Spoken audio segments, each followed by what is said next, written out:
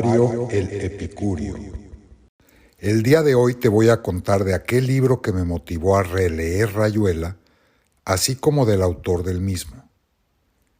Hace una década aproximadamente, un amigo me invitó a casa de sus padres. En la casa había estantes con libros por todas partes.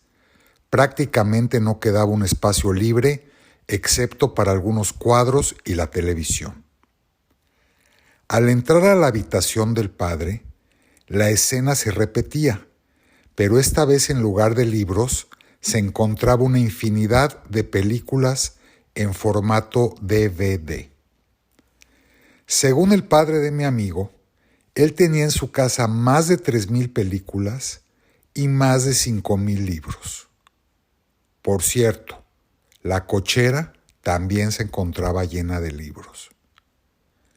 El padre de mi amigo se convirtió también en mi amigo, y desde entonces acostumbrábamos ir a tomar café o almorzar una vez por semana para hablar básicamente de libros y de cine. En una de esas ocasiones, él me preguntó si conocía al escritor Roberto Bolaño, y yo le pregunté si él se refería a Chespirito.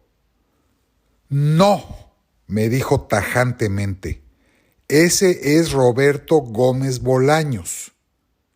Ambos nos reímos por mi comentario tan absurdo y entonces él tomó su teléfono. Le tardó menos de un minuto hacer una compra online. Después me dijo que un libro iba a llegar a mi casa. A los pocos días recibí un paquete. Procedí a abrirlo y adentro venía un libro titulado Los detectives salvajes de Roberto Bolaño. El título me gustó y al ver la contraportada me topé con una serie de comentarios de otros escritores y críticos literarios que consideraban al libro como uno de los mejores de los últimos años.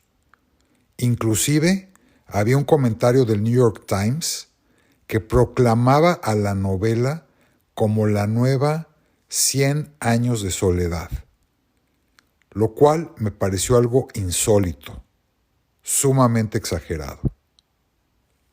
¿Cómo podía toda esta gente hacer tales afirmaciones? No podía entender por qué la editorial se hubiera excedido en adulación y supuse que lo hacía solo como táctica para aumentar las ventas del libro. Si es que este escritor era de verdad tan bueno, ¿por qué no lo conocía yo? Si era tan grande esta novela, ¿por qué se había escapado de mi lista de lecturas? No encontré respuesta inmediata para mis preguntas y pues no quedaba de otra más que leerlo. Abrí el libro y en una de las primeras hojas antes de comenzar la novela, lo primero que vi fue una cita del libro Under the Volcano o Bajo el Volcán del escritor inglés Malcolm Lowry. Una breve cita elegida por Bolaño, que mostraba 2 preguntas y una respuesta. Un párrafo que encerraba humor, ironía y honestidad me anunciaba de alguna forma lo que vendría a continuación. A partir de esa primera frase, no pude soltar el libro. Lo leí de un solo jalón. Ni siquiera puedo recordar si ese día dormí o no. La novela me impactó profundamente. Comprobé que los críticos no exageraban. A diferencia de 100 años de soledad con su Macondo, así como Rayuela con París y Buenos Aires, los primeros capítulos de este libro sucedían en la Ciudad de México. Se mencionan muchos bares que conocí de joven, así como las calles, vecindarios, automóviles y estereotipos de personajes con los que yo crecí. Su mensaje me llegó de una manera íntima, familiar. Nunca había leído algo tan divertido y original. Una mezcla de Don Quijote con Sherlock Holmes, enmarcados por la locura de los años 70. Bolaño además se encargó de incluir todas las groserías locales posibles, así como varias ilustraciones gráficas que además funcionan como adivinanzas dentro del texto. Si uno abre una página y elige cualquier oración, no va a encontrar ninguna que no sea perfecta. Cada párrafo me parece un poema. Y es que Bolaño era un poeta. Así se consideraba él. A mis manos había llegado una obra maestra y de esta forma comenzó mi interés por este escritor y por el resto de su obra. Decidí entonces averiguar un poco de su vida con la inquietud especial de por qué en ese entonces la obra de este talentoso escritor se encontraba tan poco difundida. Roberto Bolaño nació en Chile en 1953 y en 1968 emigró a México con sus padres y hermana menor. En 1975 inicia un movimiento poético que tituló Los Infrarrealistas. Ese término en realidad es invención del pintor chileno Roberto Mata y su lema era volarle los sesos al establishment cultural. Lo anterior sucede cuando los surrealistas, liderados en ese entonces por André Breton, deciden expulsar a Mata del grupo en 1940 por un problema entre ellos. Y así el mismo Mata se autodenominó desde entonces como un infrarrealista. Bolaño hace suyo el nombre, así como la postura rebelde ante las instituciones culturales, y forma un grupo de 20 jóvenes poetas que se les conoció también como los infra.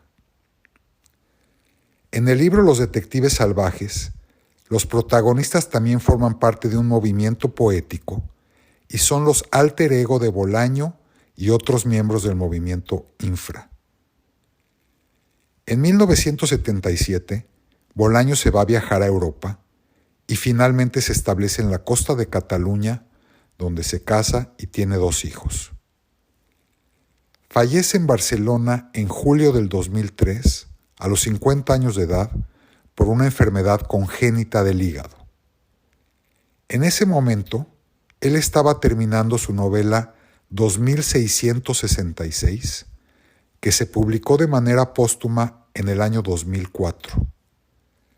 El número 2666 del título de esta novela lo utiliza Bolaño en varios de sus libros y se especula que significa algo así como un doble apocalipsis. Aunque en 2666 se narra la muerte de 137 mujeres en Santa Teresa, un pueblo fronterizo de México, se especula también que el número 2666 se refiere a la cantidad real de mujeres asesinadas que se habían encontrado en Ciudad Juárez en fosas comunes, en fosas clandestinas. Esto en México. El libro originalmente se iba a publicar en 5 partes, como 5 libros distintos, pero al final se hizo una sola edición que cuenta con más de 1200 páginas. Adicionalmente a 2666 y a Los Detectives Salvajes, Bolaño escribió otras novelas. Entre ellas destaca Estrella Distante y Nocturno de Chile. Además de sus poemas y versos libres, también escribió una gran cantidad de cuentos y ensayos que han sido publicados en varias colecciones.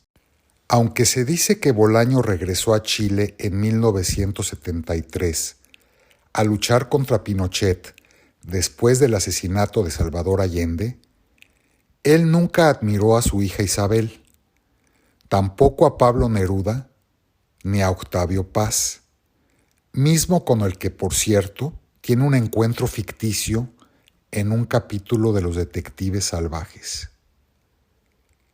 Bolaño no niega que todos ellos sean grandes escritores, pero para él, todo lo que representaba lo establecido, al status quo o a la mafia cultural como él la llamaba, tenía que ser repudiado y combatido. En varias ocasiones aseveró que su poeta preferido, por mucho, era el también chileno Nicanor Parra. Después de hacer un poco de investigación propia, parece ser que esa actitud de rebeldía, a veces incluso violenta, ante los íconos e instituciones literarias de su época, provocó en última instancia que se le cerraran muchas puertas y nadie lo quisiera publicar. Quizás a eso se deba que el público en general tardó en conocer su obra. Si tú aún no lo conoces, espero que mi plática te haya motivado a leerlo. Y te dejo con este poema del gran Roberto Bolaño.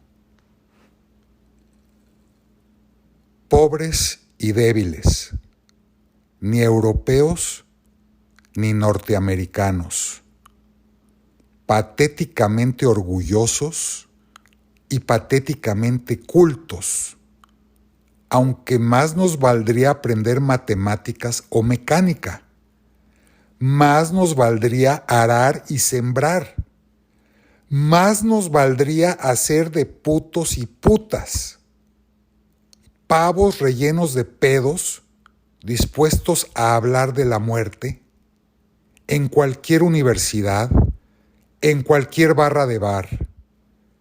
Así somos, vanidosos y lamentables, como América Latina, estrictamente jerárquicos, todos, en la fila, todos con nuestras obras completas y un curso de inglés o francés, haciendo cola en las puertas de lo desconocido, un premio o una patada en nuestros culos de cemento.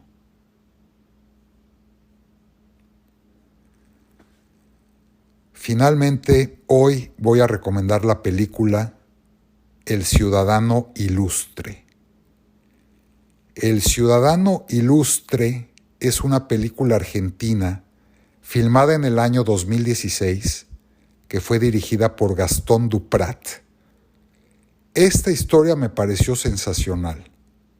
No te la pierdas y espero la disfrutes como lo hice yo.